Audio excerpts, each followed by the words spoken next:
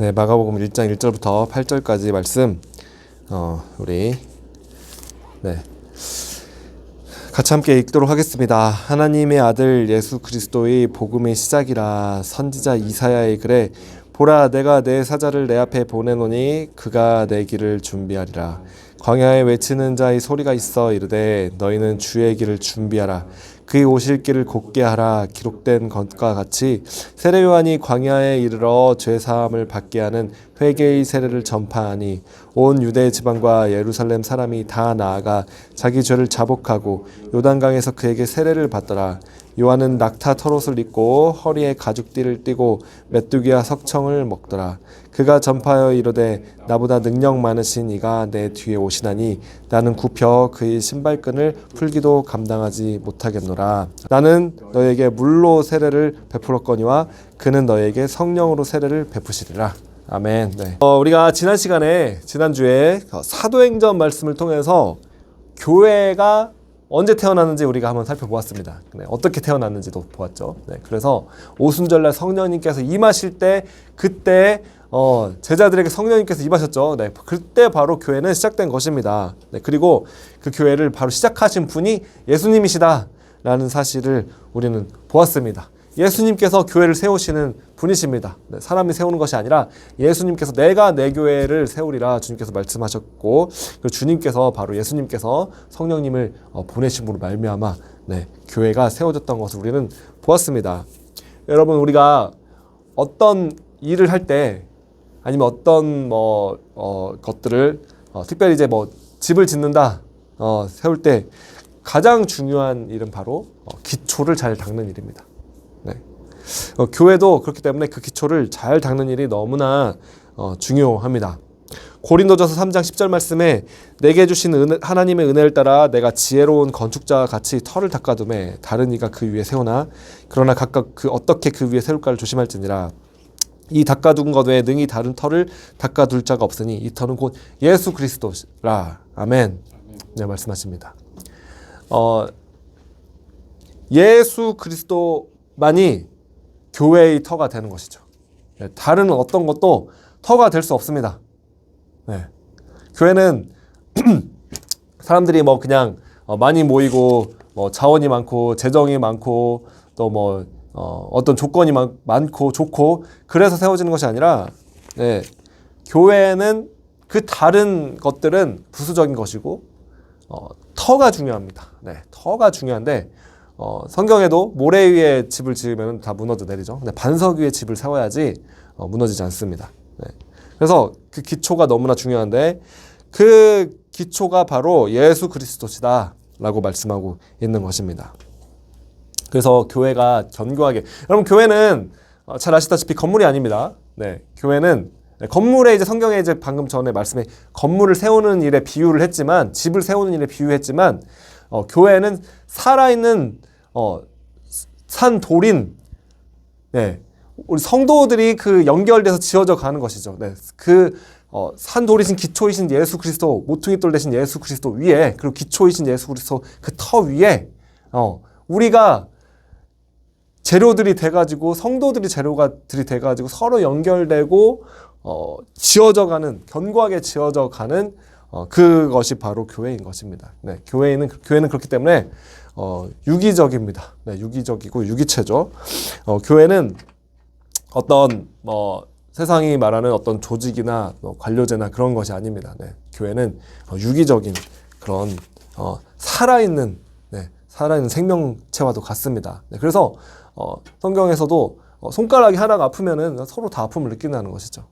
그래서 어떤 귀하고 연약한 지체, 누가 귀하고 누가 연약한 그게 아니라 다 소중하고 다 귀하고, 다 우리는 서로 기쁨과 아픔과 슬픔을 같이 느끼는 그런 존재가 바로 교회라는 것입니다.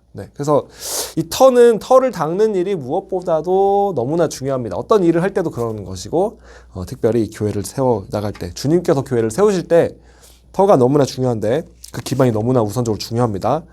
근데 그 말씀에 좀 전에 읽은 이 고린도전서 말씀에서는 터가 곧 예수 그리스도시다 라고 말씀하고 있습니다.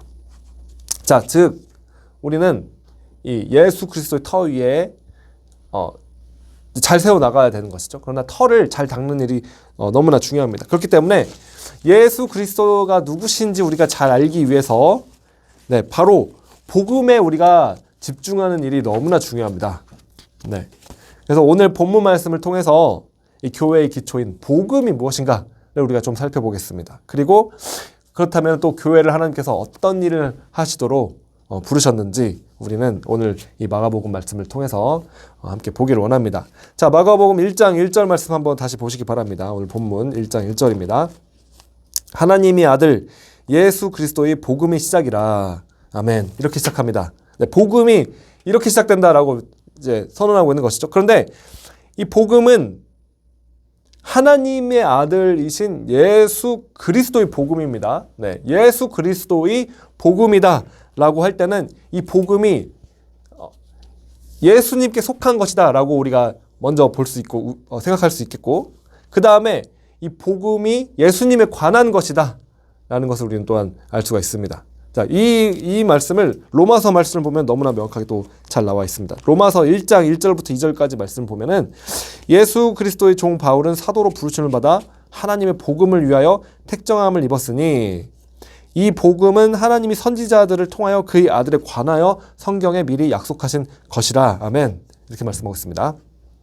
자, 로마서 1장 2절 좀 전에 보니까 이 복음은 하나님이 선지자를 통해서 그의 아들에 관하여, 하나님이 아들이신 예수 그리스도에 대하여, 예수 그리스도에 관하여 성경에 미리 약속하신 것이 복음이다 라는 것입니다. 여러분, 자, 복음이 무엇입니까? 복음은 하나님의 아들이신 예수 그리스도에 관한 것이 복음입니다. 그 내용이, 복음의 내용은 예수님에 대한 내용이 바로 복음입니다. 성경에 많은 이제 약속들과 기록들과 내용들이 있습니다. 그러나 그 중에서 복음이라고 할 때는 특별히 예수 그리스도에 관한 내용이 복음입니다. 그래서 복음이라고 했을 때는 예수님이 누구신가, 그리고 예수님이 어떤 일을 행하셨는가, 어떤 말씀을 하셨는가에 대한 그 내용이 복음입니다. 그렇기 때문에 우리가 특별히 복음이라고 할 때는 이제 명확하게 우리가 잘 알아야 됩니다. 이 복음은 예수님에 관한 것입니다. 오늘날 교회에서 이 복음이 어떤 면에서는 많이 간과되고 있는 부분이 많이 있는 것 같습니다. 어떨 때는 그냥 초신자들을 위한 어떻게 구원받고 영접하고 예수님을 영접하는 거에 대한 그러한 초보자들을 위한 그런 말씀인 것처럼 취급되는 경우가 많은 것 같습니다. 그러나 절대로 그렇지 않습니다. 여러분 복음을 잘 알고 계십니까? 복음은 예수님에 관한 내용이라고 말했습니다. 예수님께서 우리를 위하여 태어나시고 십자가에서 죽으시고 달려 돌아가시고 그리고 부활하신 그 사건, 우리 죄를 모두 대속하신 그 사건이 복음이죠. 잘 알고 있죠. 복음을 듣고 믿고 구원 얻었습니까, 여러분? 할렐루야, 아멘. 잘 들고 알고 믿고 있죠. 그런데 여러분, 그 복음의 깊이는 끝이 없다는 것입니다. 복음을 알고 듣고 믿고 믿어도 예수님에 관한 것이기 때문에 예수님이 누구신가, 예수님이 어떤 말씀하셨는가, 우리는 이것을 날마다 듣고 들어도, 영원히 듣고 들어도 날마다 새롭고 끝이 없을 것입니다. 예수님에 대한 내용은 예수님이 누구신가, 예수님을 만나는 예수님 그분 우리가 알아가는 일에는 끝이 없습니다. 그렇기 때문에 복음을 나는 이제 다 완전히 알기 때문에 이제 복음 말고 그 다음이 어떤 성장에 대한 내용을 알려주십시오, 그렇게 말씀하신다면은 사실은 아직 복음이 뭔지를 모르시는 것입니다. 우리는 복음을 사실은 날마다 듣고 날마다 믿어야만 합니다. 우리가 복음을 믿었을 때 우리는 구원을 얻습니다. 복음을 들었을 때 우리는 예수님을 믿음으로써 예수님께서 우리를 대속하심으로써 우리는 거룩하게 되는 것입니다. 그런데 우리가 예수님을 믿을 때 의롭다 하심을 받는 것이죠. 예수님을, 이 복음을 듣고 믿음으로 우리는 의롭다 하심을 받았습니다. 이제 그것을 이신칭이라고 합니다. 이신칭이 들어봤습니까? 이신칭이. 예수님이 그 복음을 우리가 듣고 믿음으로써 우리는 의롭다 하심을 받았습니다. 그런데 날마다 일상의 삶을 살아갈 때 우리는 어떻게 의롭게 됩니까? 많은 사람들이 여기서 자신의 힘으로 이 의로움을 이루어 가려고 합니다. 네, 그러나 그런 것이 아닙니다. 네, 우리는 날마다 일상의 삶에서 어떻게 의로움을 얻는가 똑같습니다. 네, 우리가 의로움을 처음에 얻었을 때와 마찬가지입니다. 다시 복음으로 돌아가서 이 복음을 듣고 믿어야 합니다. 네, 그러면 의로워지는 것이죠. 네, 그리고 그 이후에 우리는 의로워진 상태에서 우리 삶의 열매가 이제 맺혀지고 우리의 순종과 행동으로 나타나는 것입니다. 네. 반대로 되면 절대 안 됩니다. 반대로 우리가 의로운 행동을 통해 가지고 의로움을 얻으려고 하는 것이 아닙니다. 우리 일상의 삶에서도 그렇습니다. 그래서 우리는 다시 복음으로 돌아가서 다시 우리 삶에 의로움이 없어졌다. 거룩함이 없었다. 그러면 그때는 내 힘으로 어떻게 하는 것이 아니라 바로 그때 다시 주님 앞으로 돌아가서 말씀으로 돌아가서 복음으로 돌아가서 다시 복음을 듣고 다시 복음을 믿어야만 하는 것입니다. 그러면은 다시 주님께서 우리를 의롭게 해주시는 것이고 그 열매가 우리는 이제 나타나는 것입니다. 할렐루야. 자, 그래서 우리는 이 복음은 예수님에 대한 것이기 때문에 이것은 끝이 없고 항상 깊이가 있고 우리는 항상 이것을 영원히 또 알아가고 들어야만 합니다. 그리고 무엇보다도 우리가 정말 복음을 알았다면은 그 복음을 정말로 살아가고 있는가를 점검해 보시면 됩니다. 네. 우리가 정말 복음으로 살아가고 있는가? 한국교회가 이 복음을 정말 알고 있는가? 지식적으로 아는 것이 아니라 이 정말 복음을 정말로 안다는 것은 복음을 살아내야만 하는 것이죠. 네, 그게 진짜 아는 것이죠. 네. 그러나 우리가 이제 여러 면에서 한국교회가 여러 면에서 복음을 진지하게 정말로 실제로 살아가는 일에 실패하고 있는 여러 소식들을 우리는 듣게 됩니다. 또 한국교회까지 갈 필요가 없습니다. 사실은 우리 삶을 다시 정직하게 돌아다 본다면은 우리 삶 가운데서 이 복음을 살아가는 일에 실패하고 있는 부분들이 있다는 것을 발견할 수 있다는 것이죠. 네. 그럴 때 우리는 복음을 모르는 것입니다. 네. 복음을 진짜 안다는 것은 복음을 살아내야만 하는 것인데 복음을 살아가지 못하고 있다면은 우리 삶 가운데 의로움이라는 열매가 맺히지 않고 있다면은 복음을 다시 들어야만 하는 것이죠. 그걸 다시 믿어야만 하는 것입니다. 그래서 오늘 이 시간에 우리가 다시 한번 우리 삶을 점검하고 다시 한번 주님 앞에 나아가고 다시 한번 복음을 듣고 믿음으로 의롭게 되는 저와 여러분이 되시기를 예수님의 이름으로 축원합니다. 자, 그래서 저는 다시 교회가 다시 복음부터 시작하자. 다시 진리의 털을 닦는 일부터 시작하자. 그 일이 중요하다라고 생각합니다. 네, 복음의 능력이 반드시 나타나는 저와 여러분이 되어야만 합니다. 네, 그런 교회가 되어야만 하는 것이죠. 네, 그래서 복음을 다시 우리는 집중해서 또 가르치고 들어야만 합니다.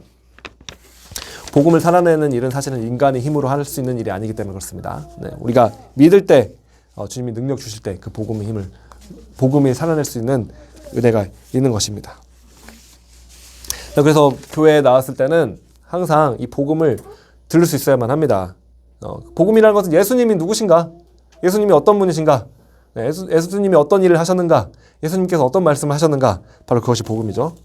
네, 기억하시기 바랍니다. 자, 그래서 오늘 이제 이 본문 말씀.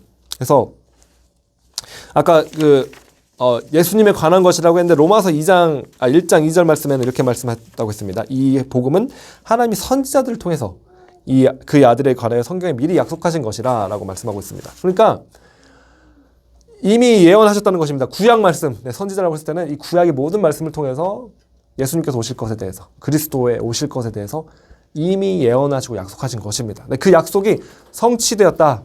예수님께서 그 약속 성취하신 것이죠. 그래서 오늘 이 마가복음 말씀도 본문 말씀 1장 2절 보니까 그 예언이 나옵니다. 그 약속, 구약의 약속, 선지자 이사야의 글에 보라 내가 내 사자를 내 앞에 보내노니 그가 내 길을 준비하리라. 메시아에 대한 약속인데 예수님이 오실 때 그 전에 그 앞에 주님께서 사자를 보내겠다는 것이죠. 주님의 오시는 그 길을 준비하는 그 일들을 하는 그런 준비한 자가 일어날 것이라는 약속을 하셨습니다. 광야에 외치는 자의 소리가 있어 이르되 너희는 주의 길을 준비하라. 그의 오실 길을 곧게 하라. 아멘. 이것이 이제 이사야서 40장의 말씀입니다. 네.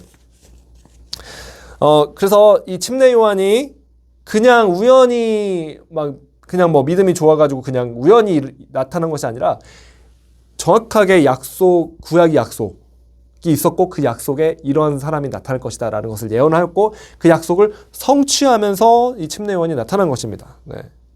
그래서 이 침례 요한이 태어나기 이전부터 훨씬 이전부터 태초부터 사실은 하나님께서는 이 길을 예비할 자로서 준비할 자로서 침례 요한이 나타날 것이다 라는 사실을 이미 주님께서는 하나님께서는 이 성경에 예언으로 기록으로 이렇게 정하셨다는 것입니다. 그리고 하나님께서는 그 약속을 반드시 지키시는 분이시라는 사실도 우리는 보게 됩니다.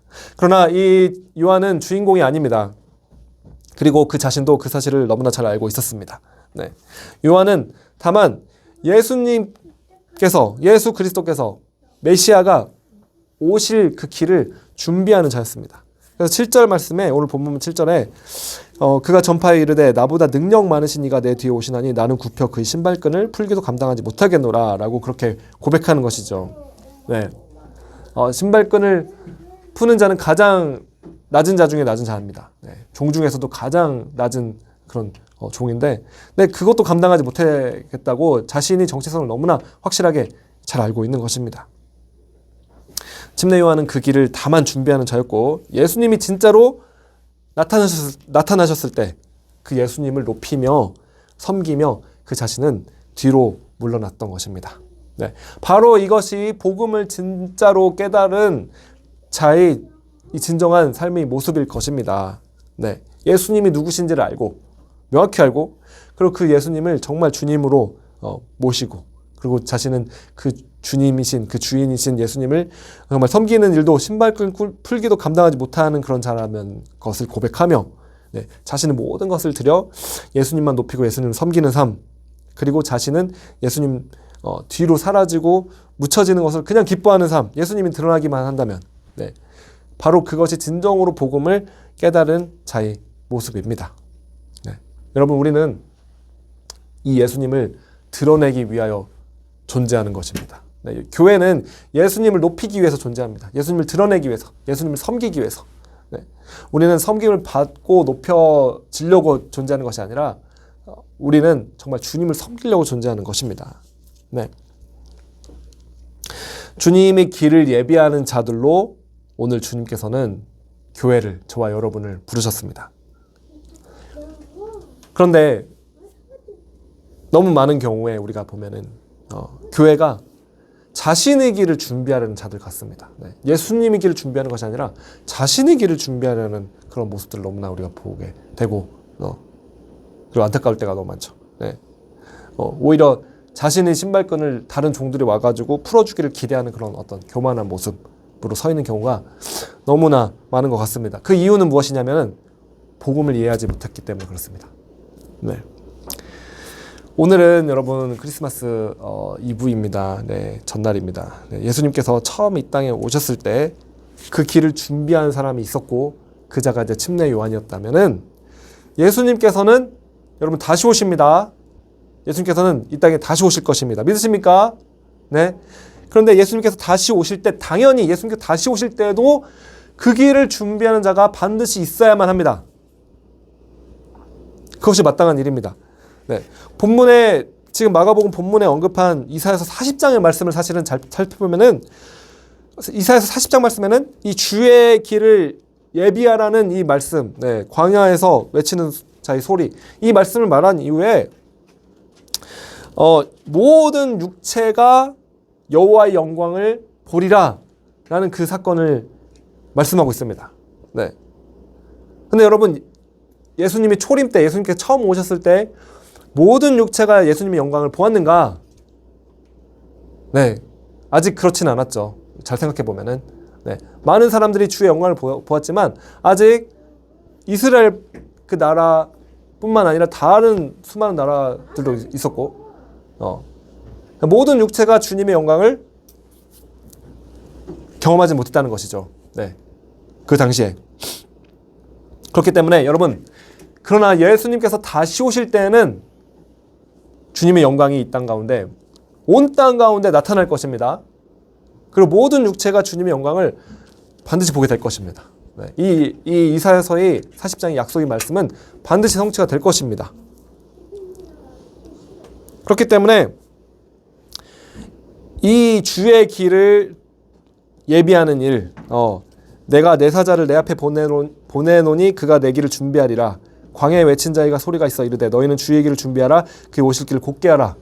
이 예언의 말씀은 다만 침례 요한에게만 국한되는 것이 아니라 마지막 때, 사실은 전 이 교회 시대를 통해서 예수님이 오실 길을 준비할 자들이 있을 것이다 라는 그 약속의 말씀인 것이죠. 그 예언의 말씀인 것입니다. 그리고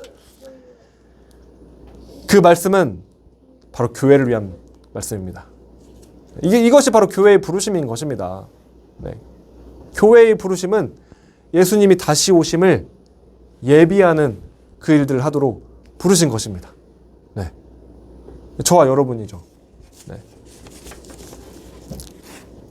사실 우리가 성경을 보면은 침례 요한도 예수님이 초림과 재림에 대해서 잘 이해하지 못하는 것을 우리는 보게 됩니다. 네.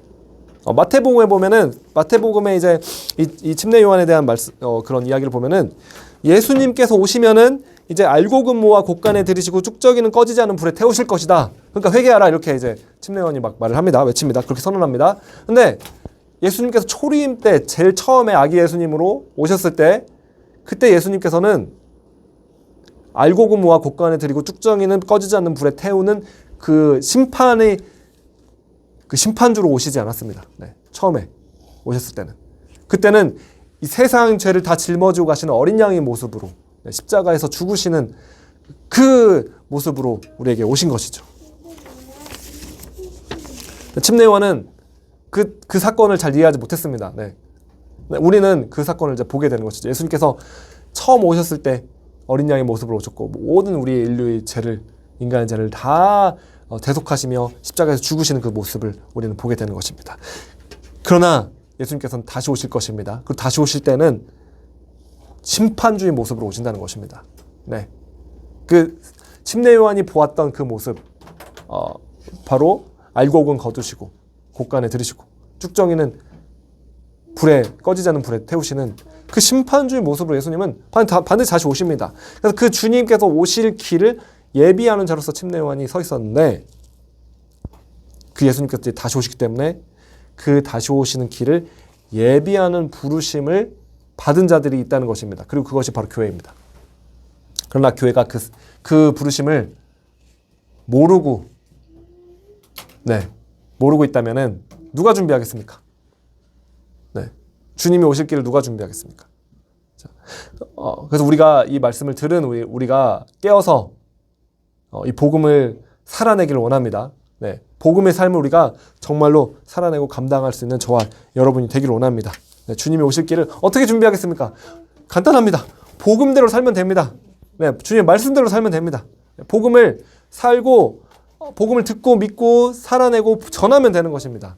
네, 그것이 바로 우리를 향한 부르심인 것입니다. 그리고 마지막 시대 때, 이 마지막 시대 때는 주님께서 오시기 전에는 반드시 그 주의 길을 예비하는 그 일들이 일어나야 하는 것입니다.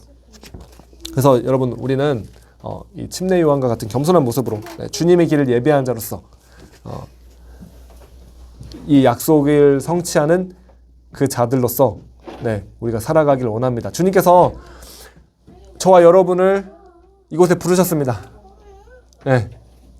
우연히 우리가 그냥 이곳에 있는 것이 아니라 우연히 지금 예배드리는 것이 아니라 주님의 계획 가운데 주님의 약속 가운데 우리는 있는 것입니다.